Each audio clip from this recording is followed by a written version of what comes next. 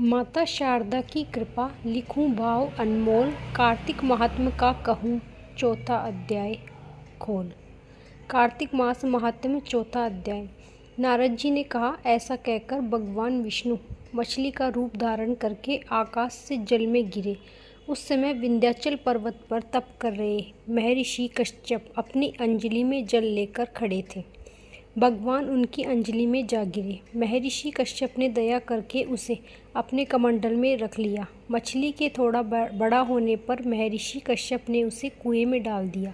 जब वह मछली कुएं में भी ना समा सकी तो उन्होंने उसे तालाब में डाल दिया। जब वह तालाब में भी ना समा सकी तो उन्होंने उसे समुद्र में डाल दिया।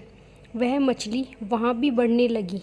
फिर मत्स्य रूपी भगवान विष्णु ने इसे शंकासुर का वध किया। शंकासुर को हाथ में लेकर बद्री वन में आ गए। वहां उन्होंने संपूर्ण ऋषियों को बुलाकर इस प्रकार आदेश दिया, मुनिवर, तुम जल के भीतर बिखरे हुए वेद मंत्रों की खोज करो और जितनी जल्दी हो सके उन्हें सागर के जल से बाहर निकाल लाओ। तब तक मैं देवताओं के साथ प्रयाग में ठहरता हूँ। तब उन तपोबल संपन्न महर्षियों ने यज्ञ और बीजों सहित संपूर्ण वेद मंत्रों का उद्धार किया। उनमें से जितने मंत्र जिस ऋषि ने उपलब्ध किए वही उन बीज मंत्रों का उस दिन से ऋषि माना जाने लगा। तदंतर सब ऋषि एकत्र होकर प्रयाग में गए। वहां उन्होंने ब्रह्मा जी सहित भगवान विष्णु को उपलब्ध हुए सभी वेद मंत्र समर्पित कर दिए। अब सब वेदों को पाकर ब्रह्मा जी बहुत प्रसन्न हुए। उन्होंने देवताओं और ऋषियों के साथ प्रयाग में अश्वमेघ यज्ञ किया। यज्ञ समाप्त होने पर सब देवताओं ने भगवान से निवेदन किया, देवादिदेव जगन्नाथ, इस स्थान पर ब्रह्मा जी ने खोए हुए वेदों को पुनः प्राप्त किया और अपने भी यहाँ आपके प्रसाद से यज्ञ भाग पाए हैं। अतः यह स्थान पृथ्वी पर सबसे श्रेष्ठ पुण्य की वृद्धि करने वाला व भोग तथा मोक्ष प्रदान करने वाला हो। साथ ही यह समय भी महापुण्य में और ब्रह्मघाती आदि महापापियों की भी शुद्धि करने वाला हो तथा यह स्थान यहाँ दिए हुए दान को अक्षय बना देने वाला भी हो। यह वर दीजिए।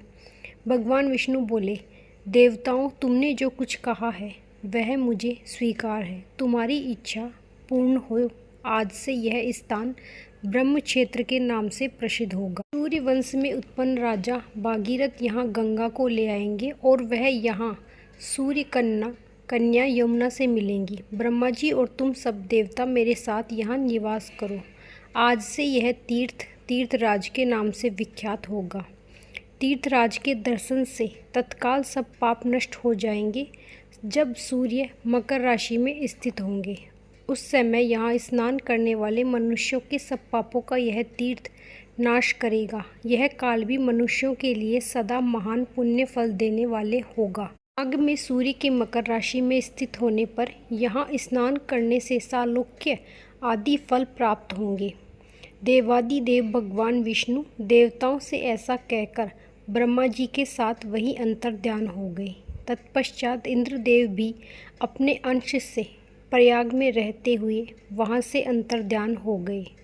जो मनुष्य कार्तिक में तुलसी जी की जड़ के समीप श्री हरि का पूजन करता है वह इस लोक में संपूर्ण भोगों का उपभोग करके अंत में वैकुंठ धाम को जाता है। ओम नमो भगवते वासुदेवाय नमः।